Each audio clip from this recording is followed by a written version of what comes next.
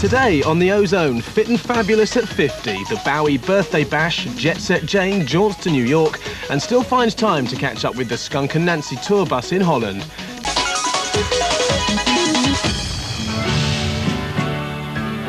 In the event that this fantastic boy should turn to erosion and we never get old. David Robert Jones was born in 1947. In 1997, David Bowie is 50, but as most senior pop stars prefer to enjoy the revenue of their greatest hits, Bowie continues to redefine just what or who the pop star is. What better place than to give you a piece of Little England in the middle of New York City? It's a real find, isn't it?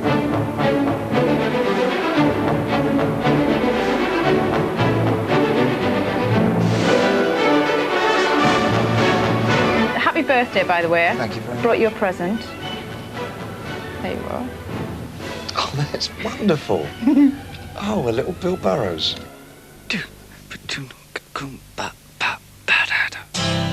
In celebration of the music of David Bowie, rock's alternative aristocracy paid tribute to his 30 years of ideas and makeup at Madison Square Gardens in New York. Why did you decide to do the gig last night at Madison Square Gardens? Because the producers wanted me to do it there.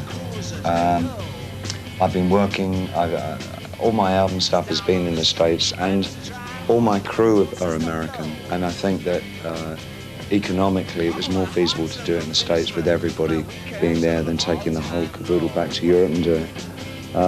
I'm doing the European one on my 51st, of course, which of course would be... I mean, 51, who cares?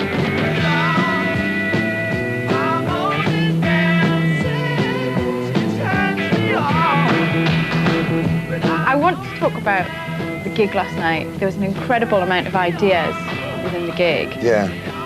And going from your past to your present. Do you find it hard to live up to that past? I think if I tried to, I think I would fail abysmally. And I tend that, for me, there's nothing more that I can do is just to set out to enjoy myself. You know? And I find that if I just do things that I really get off on, that I think are exciting, then I can't guarantee that everybody will like it. That's just ridiculous. That's a fantasy. But you can guarantee that somebody's going to like it.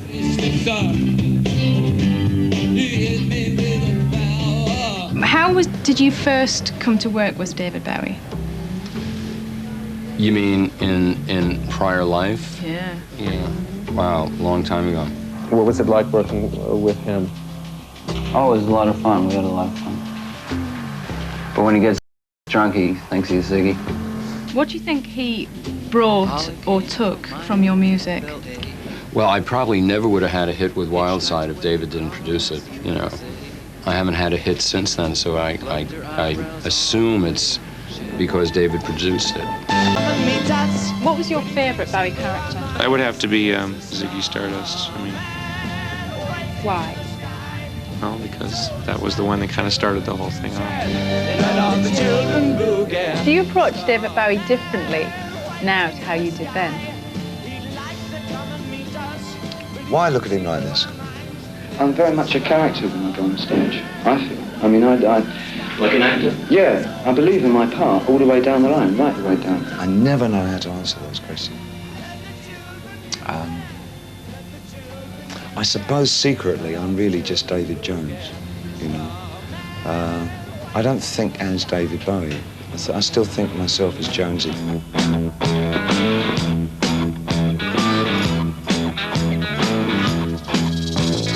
He's still good looking. He's still weird. He still sounds good. He's still, you know, he just doesn't seem like he's aged a bit.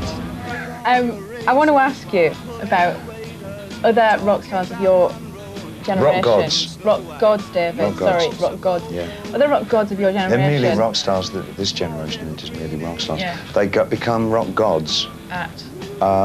when they realise they're probably going to have to start dyeing their hair again. You know, to get the younger remnant in the crowd, that kind of, you know, all that manipulation.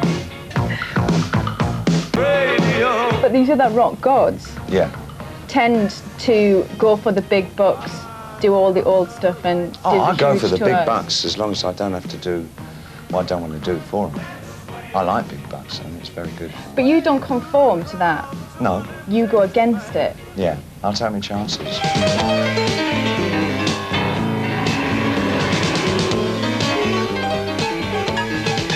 The two things I like about him is that he always does things that he wants to do. For whatever reason, it's always something that he's into, which is very rare. And he's also done so much, I mean, enough stuff that I think is so good that he sort of deserves a certain amount of, respect's the wrong word. You've got choices, and my choice is to just do the more difficult things because it's more interesting, not because it's necessarily more difficult, but I know the outcome of the other things. And my feeling always has been that, that the very act of being alive is such an experiment. For all of us, it's a first-time affair. You can't make predictions on the future. You can't, the only thing that you can substantially have a moment of truth about is that it ends at some time, and I think anything in between is almost up for grabs. So you can look rationally at what other people do and what happens in their lives and where it goes, and you can just say, oh, okay, I don't want to do that. I won't do that. I'll do something else and see what happens if I do something that I can't see what the outcome is going to be. Bowie's birthday concert expressed this sense of experimentation with a mix of his greatest hits and songs from his 21st studio album, Earthling, released next month. Hello, want a cup of coffee? In 30 years, Bowie has continued to explore music and has helped and produced artists as varied as Luther Vandross to Iggy Pop. But Bowie's new interest are Placebo, one band that can bring any boy to their knees.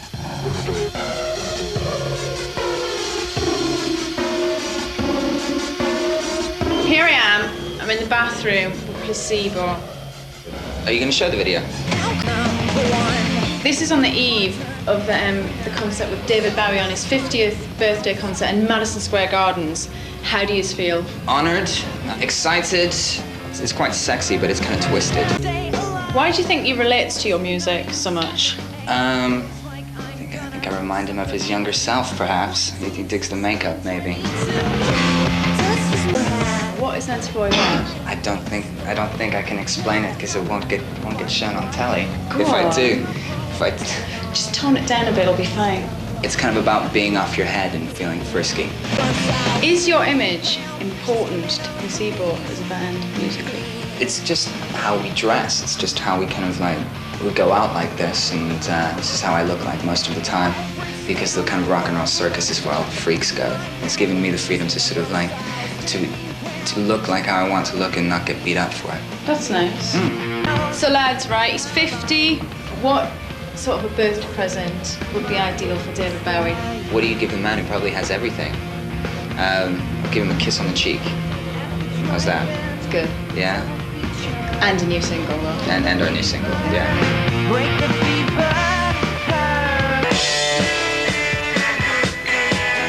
From rebel to fame, Bowie has capitalised on his talent for spotting the commercial, but it's his passion to feast on the alternative, to keep reinventing and experimenting, that has brought him to the point of hero worship. We spoke to everyone yesterday and interviewed everyone yesterday, and they're all huge fans and awe of you. How did you get over that hero worship thing? Do you know that joke? John Wayne was in one of those Jesus movies, and his line was, "This surely is the Son of God." And the director said, "Very good, John, but could you have a little more awe?" He said, "Oh, this surely is the Son of God." Sorry. It's hard to explain the impact, maybe to an English audience, that he had on my American mind when I was about 12 years old, because there was really no one like David Bowie. I mean, I think we've come to accept alternative music globally as not such a freaky thing. But David Bowie in 1975 was like, he really was from another planet. What were you saying? Oh. How did you get over the hero worship thing?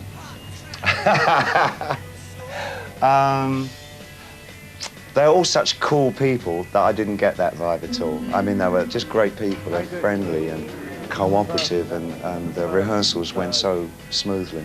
I just felt everybody was happy to be there, and that was, you know, they're nice, they were great. So if there was any of that, I wasn't on the other end of it, which is as well, because I don't need a bigger head than I've already got, do I? British public. I sort of like the David Bowie who wears the nice suit and sings Modern Love. Do you still feel British? I think probably more so now than I ever felt, yeah. But I hope it's not jingoistic and flag waving in quite that way. I mean, I feel very family when I see such great things happening to the arts in Britain, or everything in Britain. I mean, there's nothing that we can't do. Describe yourself as a bit of a cultural magpie in the past. Yeah. Is that where you think the thing with drum and bass came from? With what? Drum and bass, jungle.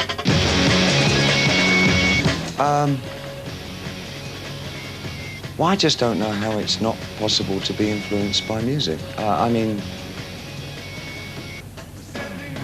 I didn't grow up an R&B singer, but somehow I found myself in an R&B band and in love with R&B music and playing it. It's just that I never stayed there. I think I probably just like dance music, you know? I suppose I should broaden it out. I mean, I don't think dance is adequate anymore. It's a bit like, it's got to that stage that visual art has got to, where art no longer describes, it's not a good enough definition for what visual artists do. And I think that's happened to dance now. I don't think the word dance means anything. It just feels like the growth and the evolution of rock music, you know? And I think what we're doing now is basically what rock music is going to be. It's going to have this kind of vocabulary, and it's going to be this urgent, probably this fragmented. But that's sort of how I've always thought about it, as becoming like this, you know.